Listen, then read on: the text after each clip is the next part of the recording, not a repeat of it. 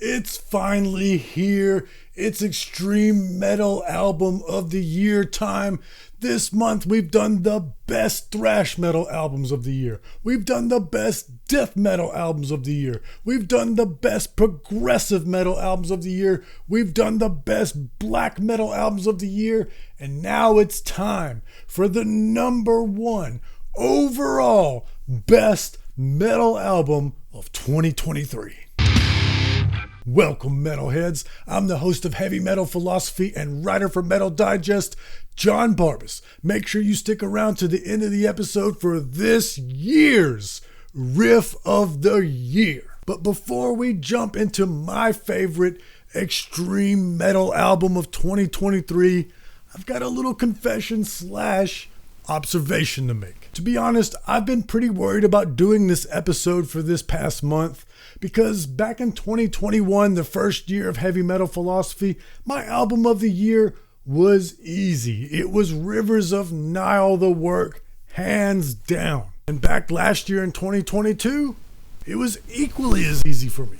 At the end of last year, I knew that half, all that was promised, would be my album of the year. It was an easy decision.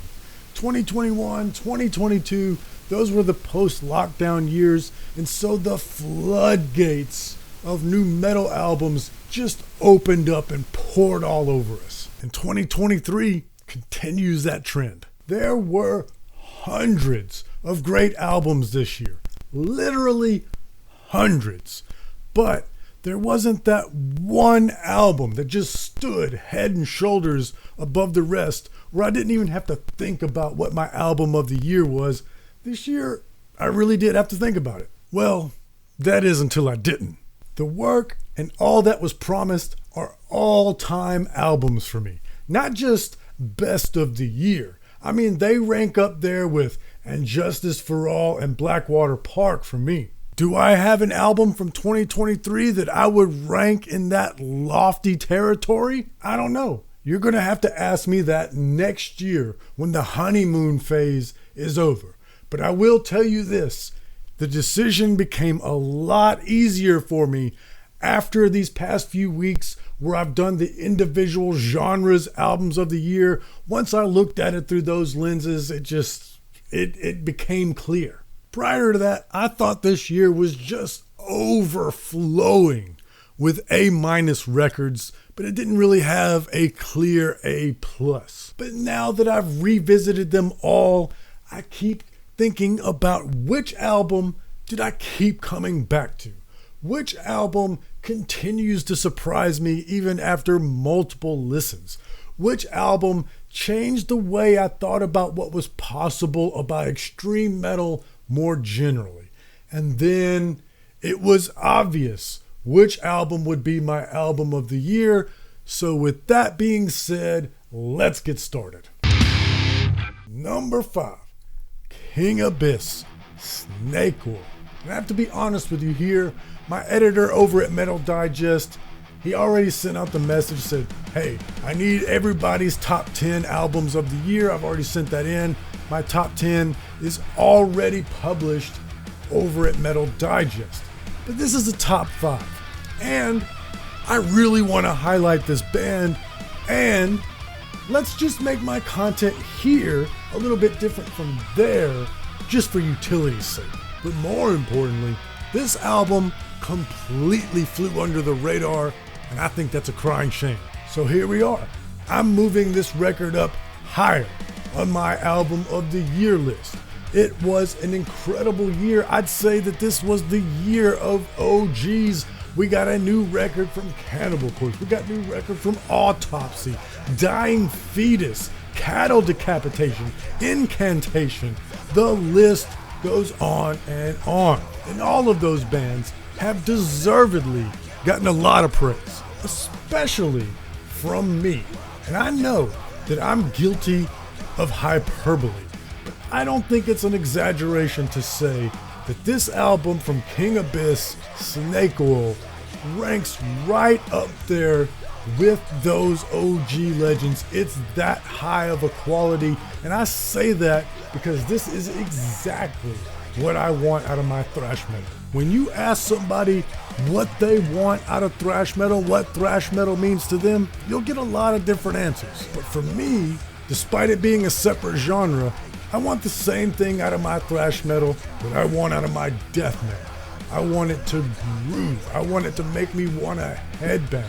And King Abyss makes me want to headbang. And they know exactly how to ride on a chug with the drums carrying the groove that makes my body just move involuntarily.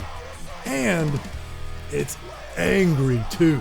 I feel like a lot of the revival thrash metal bands have embraced the fun aspect of thrash metal, and that's great, but they've sort of forgotten about the anger, the heaviness, the groove. Yes, of course, thrash metal is fast, and King Abyss is fast.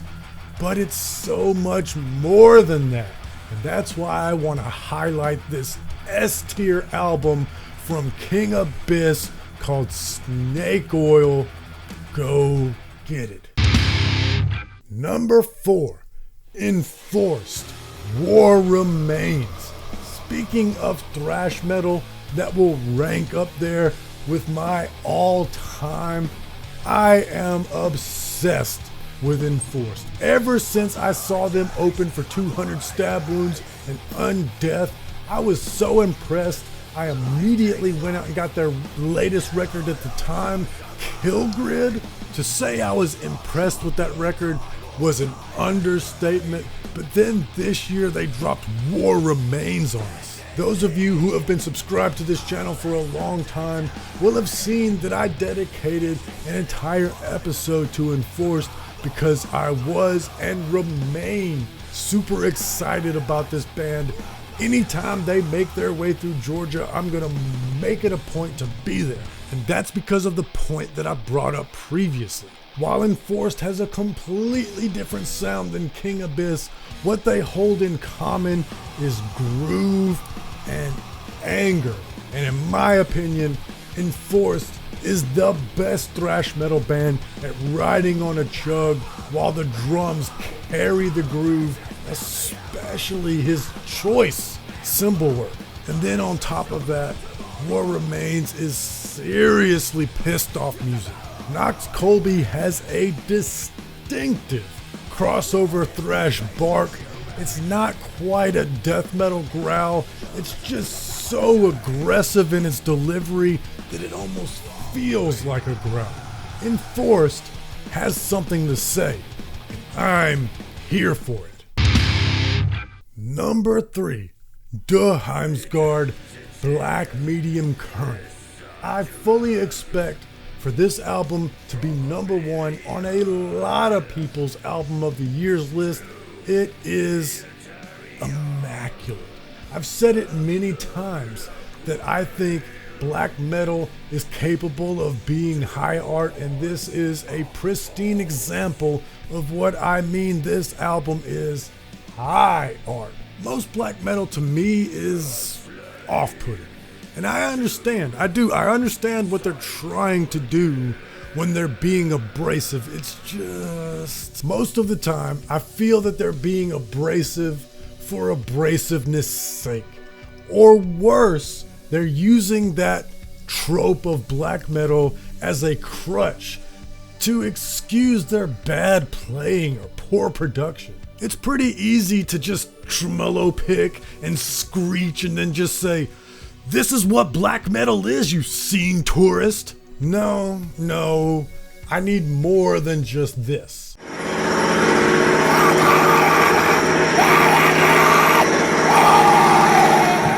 Shout out to the black metal YouTube channel Farvon for being self-aware, creative, and entertaining. I love that clip.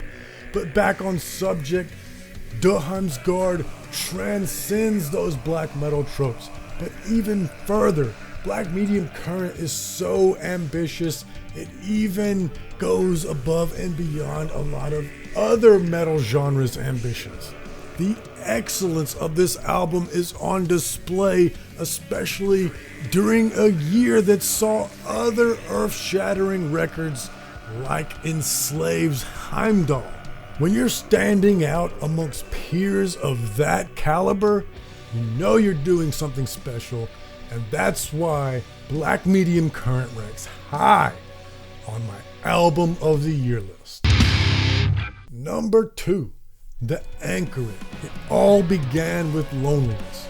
Now listen, on my best progressive metal album of the year episode, I already said that when you listen to this album all the way through and you finish the last note, it's the same feeling as when you collapse into the bed after great sex and just stare at the ceiling. I cannot top that level of hyperbole. So let's just make this short and sweet, shall we? My all-time favorite progressive metal bands are Opeth and Rivers of Nile, and now with this debut, we're gonna add The Anchoring. Seriously, buy this album. Buy it on vinyl if you have a good turntable, because it's so lush and it's so thick and complex. You will only fully hear it after multiple spins. It's always got something to offer after every listen. Get The Anchor It. It all began with loneliness. And for my number 1 extreme metal album of 2023,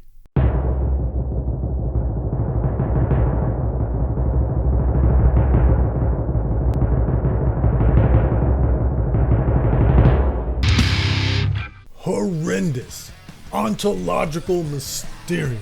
Remember at the beginning of the episode when I said I didn't have a clear number 1? Well, it became clear after doing each genre's album of the year episode. It was really simple. Which one did I keep coming back to over and over again? Which album surprises me the most even after multiple listens? Doing this show and writing for Metal Digest, I have a big problem. I'm always focused on new albums. I'm always listening to new things that drop in my inbox. I'm always looking forward to what's next. And that doesn't really leave a lot of time for re-listening to albums. So when I do, of my own volition, revisit an album, that's a clear sign. When I choose to listen to it in my spare time, I mean, why was it even a struggle? This record has it all. It's heavy, it's catchy, it's virtuoso, and so much more. It's got progressive jazz elements. It's an homage to trad metal. It's existential. It is the perfect album for metal nerds without being pretentious in that try-hard sort of way. And after talking to the dudes on the podcast, I'm sure they did try hard. It's just to my ears, it sounds effortless. Does it take a long time, the writing process, since you describe it that way? I would say so, for sure. I think compared to other bands, that just like objectively, yes. Yeah. I feel like based on the way that I'm seeing other people work, and not that I have like a ton of examples, but like we really do take our time. And Damien, being the engineer also for the music, like this means that we have the writing process essentially through the entire way. Like all the way to like, I feel like even in the mixing process, there's like the question of like, maybe we should really add this extra touch here at this place. And this is like years and years into the process, right? You know, like, so I think generally we're a slow burn. And that sound is the passion coming through on the recording, overriding the volume of work that they put into it. You know, it's a real cliche thing for reviewers to say this, but in this case, I mean it. Ontological Mysterium is an achievement in the extreme metal genre. Back to that whole high art point, I've said before that death metal has a higher floor, but black metal has a higher ceiling. But this record from Horrendous is the exception that proves the rule. This is death metal high art. It's not just your typical chug scale run death metal about gore and viscera. This is an exploration of the strange and inconceivable nature of existence itself. All of that on top of elite and creative musicianship. I just cannot praise this album enough. And I'm not done. Every week, I talk about the riff of the week at the end of the podcast. Well, here we are, album of the year time. It's time to talk about the riff of the year.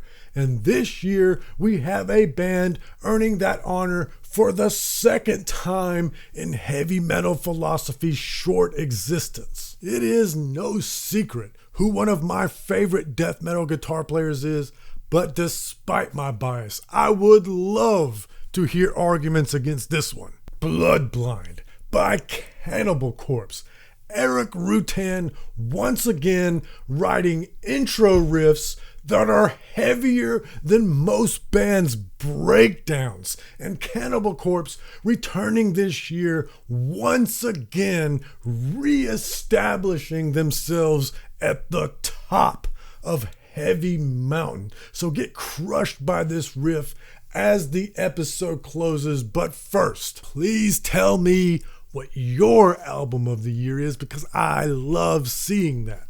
And if you missed it and you want to see my albums of the year for the individual genres of thrash metal, death metal, progressive metal, and black metal, just click right here.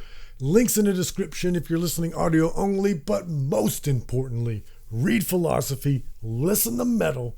I love you.